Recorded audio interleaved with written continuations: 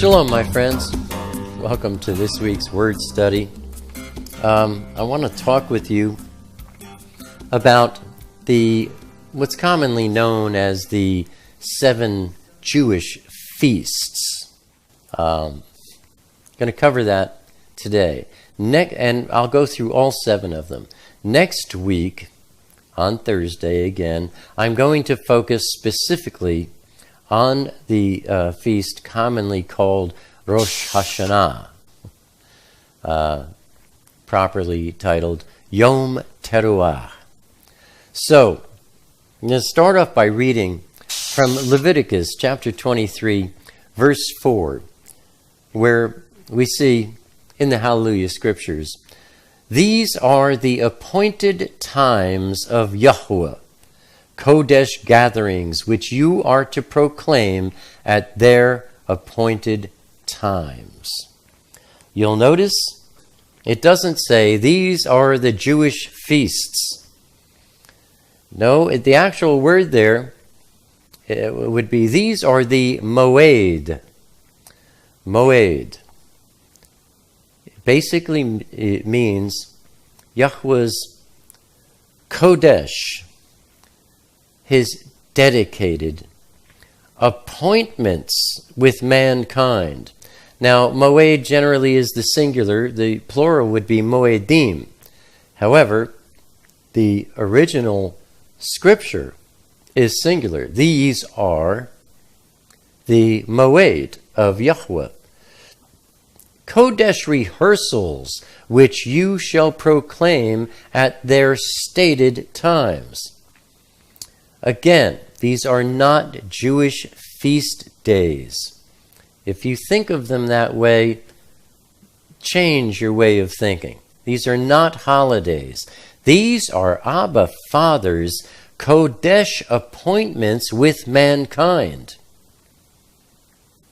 Predetermined, prophetic appointments with mankind. The word we generally see in most English Bibles is feasts, but the original word, as I said, is moed. The Father's word, moed, basically means appointment, but these are his appointments. They are Kodesh appointments. He is dedicated to them. Also note that when I use the Aramaic Hebrew word Kodesh, I've said this numerous times throughout my videos. I think it's a good idea for me to repeat it again and again and again. Kodesh is the word we usually see in English Bibles as holy.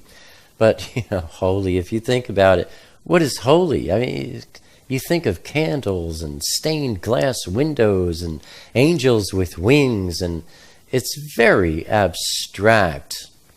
And Yahweh says, "I am holy, I want you to be holy." What does that mean? How can we be holy? But if you learn the Aramaic Hebrew word Kodesh, he's saying, "I am dedicated to you and you only." Kodesh. I want you to be dedicated to me and to me only. Kodesh. Now, that's understandable. Can you be Kodesh? Yes. Dedicated to him and to him only. Leviticus chapter 23 is the single chapter of the entire Tanakh, the first covenant, that sums up all 7 Moedim. Elohim's eternal plan from chaos to eternity is absolutely revealed through the nature and timing of the 7 annual Kodesh Moedim of Yahweh. Let's take a look at the word Moed from Strong's number H4150, generally seen as feasts. Moed is spelled Mem Wa Ayin Dalet. Mem Wa Mo. Ayin Dalet Aid. Mem, picture of water. Water is the word. The word washes us clean.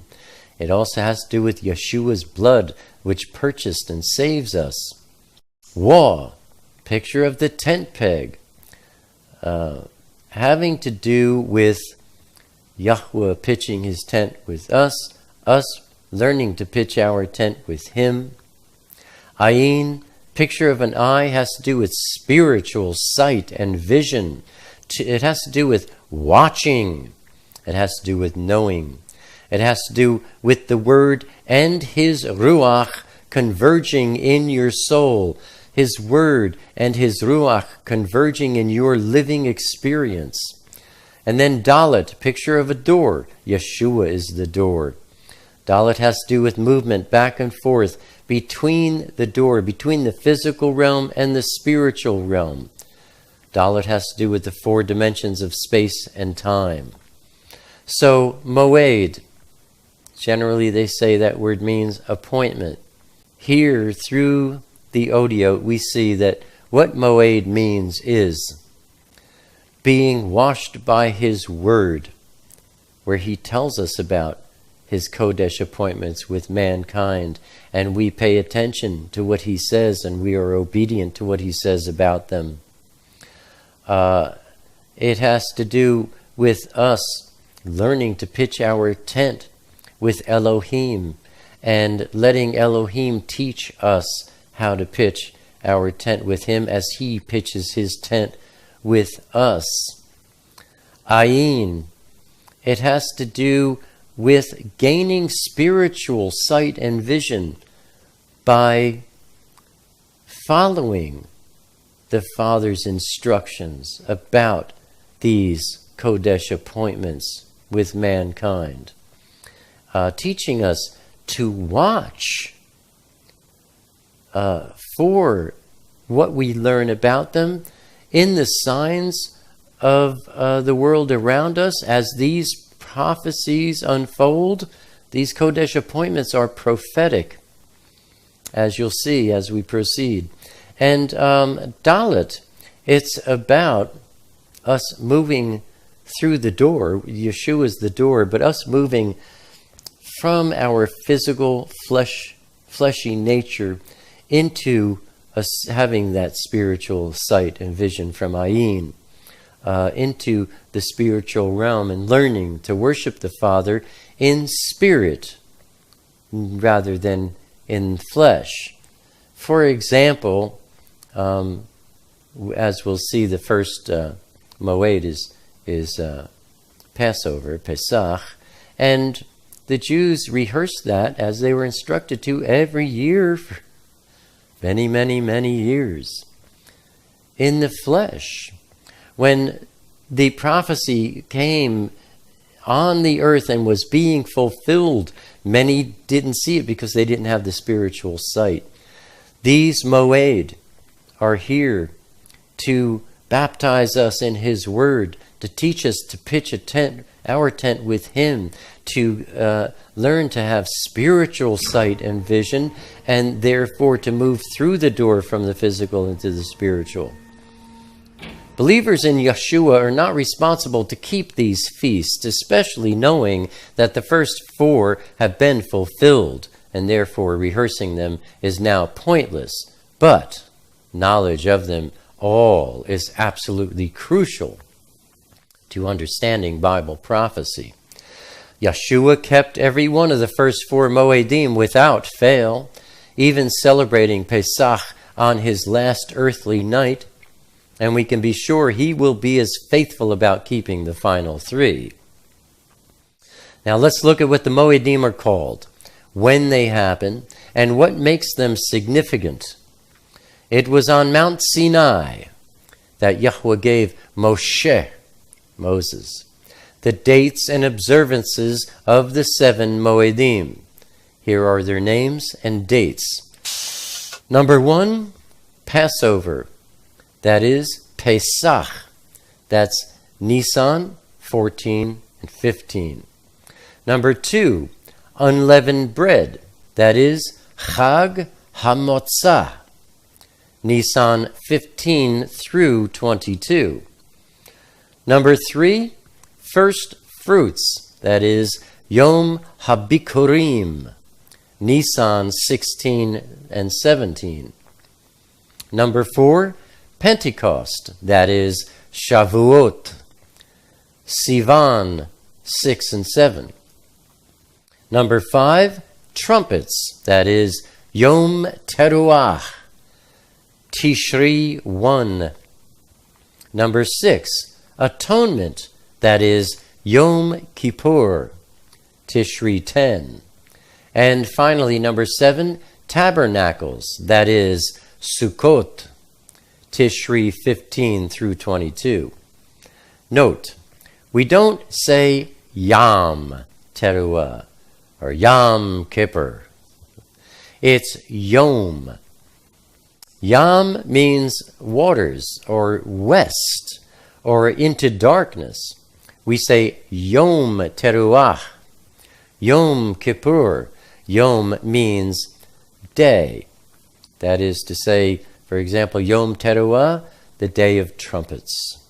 Yahweh's calendar is based on the phases of the moon, and each month in a lunar calendar begins with a new moon. The first 3 Moedim have been prophetically fulfilled. They are Pesach, unleavened bread, and first fruits, and they occur in March and April. The 4th Moed has also been prophetically fulfilled, and that is Shavuot, which marks the summer harvest and occurs in late May or early June. The last 3 Moedim have not yet been prophetically fulfilled. They are Yom Teruah, Yom Kippur, and Sukkot. They happen in September and October. The spring feasts. Number 1, Passover, Pesach. Leviticus 23:5 specifies that the Moedim all begin with Passover on the 14th day of the first month, quote unquote. That would be what's commonly known as Nisan 15. Passover is the Moed of salvation. In both covenants, the blood of the Lamb delivers from slavery the Jew from Egypt, the Kodeshim, or the called out ones, from sin. Think about the 10th plague in Exodus 12:5, when Egypt's firstborn sons died while the angel of death passed over the Jewish homes with the blood of the Lamb on their doorposts. In the Brit Hadashah, that is the renewed covenant, commonly known as the New Testament, Yeshua served as the sacrificial lamb and fulfilled this Moed, Yahweh's first appointment with mankind. Number 2, unleavened bread, Chag HaMatzah. Leviticus 23:6 places the second Moed on the next night. Quote, on the 15th day of the same month is the Moed of unleavened bread unto Yahweh. 7 days you must eat unleavened bread. Close quote. Leaven or yeast in the Bible symbolizes sin and evil. Unleavened bread, eaten over a period of time, symbolized a Kodesh walk with Yahweh. Unleavened bread in the Brit Hadashah, the renewed covenant, is of course the body of Yeshua. He is described as the bread of life, Lechem Hachai. He was born in Bethlehem, which in Hebrew means house of bread, Beit Lechem. When you look at matzah, you see that it is striped. By his stripes we are healed. And it is pierced. They shall look upon me whom they pierced. And it is pure without any leaven, as his body was without any sin. Further, the Passover custom of burying, hiding, and then resurrecting the second of 3 pieces of matzah, the middle piece, presents the good news. Number 3, first fruits. On the day after the Sabbath, following unleavened bread, Leviticus 23:11 schedules first fruits, the Moed, for acknowledging the fertility of the land he gave the Israelites. They were to bring the early crops of their spring planting and wave the sheaf before Yahweh. Christianity has come to call this feast Easter, named after Ishtar, the pagan goddess of fertility. And continuing in its religious wickedness, Christianity continues to revere objects of fertility like the rabbit and the egg. But the Moed of first fruits is about Elohim's replanting of the earth in the spring, not about pagan ideas and demonic doctrines concerning fertility. This Moed is about the resurrection of Yahshua on first fruits, which indeed has already been fulfilled. And eventually it's about the Net Chatef, the rapture of the bride, and the Kodeshim, the dedicated ones, or the called out ones. Number 4, Pentecost, Shavuot. Leviticus 23:16 says, quote, "After the 7th Sabbath you shall number 50 days, and you shall offer a new meat offering unto Yahweh." Close quote. In late May or early June, Shavuot marked the summer harvest. Leviticus 23:17 requires an offering of 2 loaves of bread baked with leaven. These 2 loaves symbolize the Kodeshim, the dedicated, called out ones, being comprised of both Jew, the first loaf, and Gentile, the second loaf. A review of the first 4 spring Moedim reveals that Yeshua was crucified on Pesach, buried on unleavened bread, raised on first fruits, and he sent the Ruach HaKodesh on Shavuot. Now we have the fall feasts yet to be fulfilled. Number 5, trumpets, Yom Teruah. Ever since Isaac was spared by virtue of the ram being caught in the thicket by its horn, Elohim seems to have enjoyed the trumpet. He used it when Joshua conquered Jericho. In Leviticus 25:8-10, he specified its use in having trumpets proclaim liberty throughout all the land unto all the inhabitants thereof. And that quotation appears today on the Liberty Bell in Philadelphia, assuring us that America was founded by Bible readers. And Leviticus 23:24 requires that, quote, "In the 7th month, in the first day of the month, shall you have a Sabbath, a memorial of blowing of trumpets," close quote. Yom Teruah occurs in September.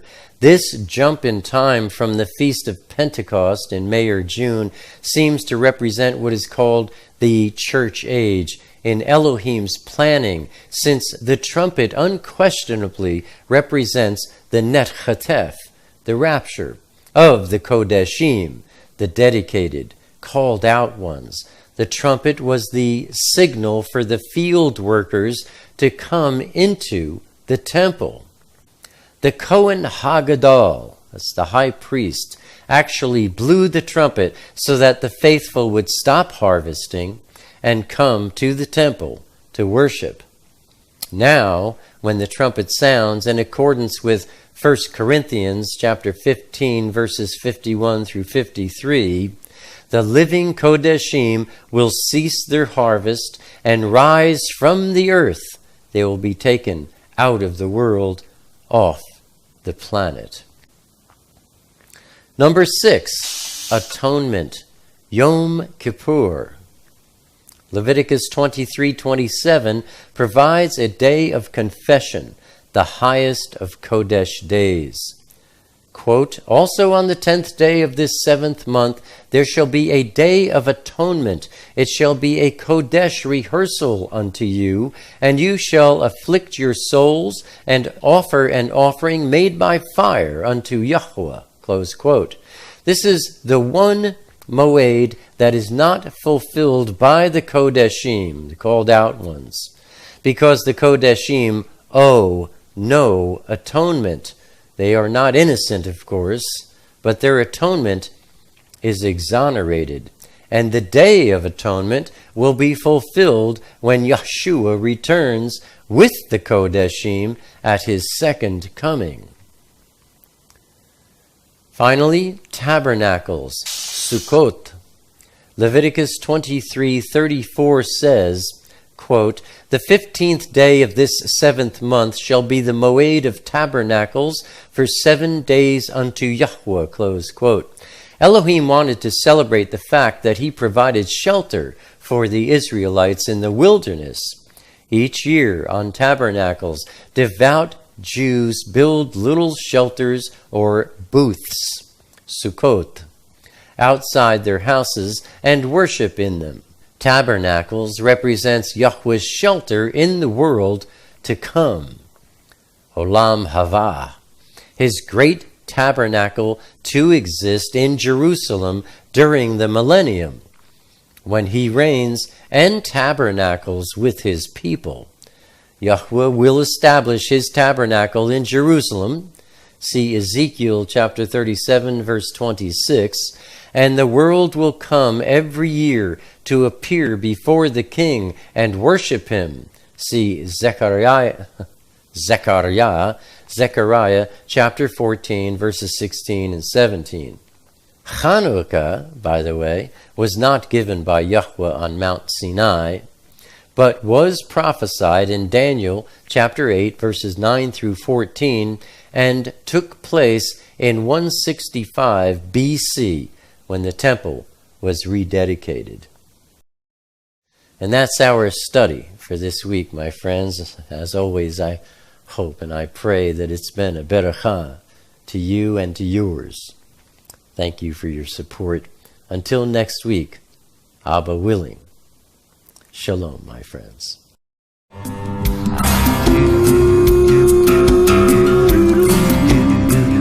Yeah.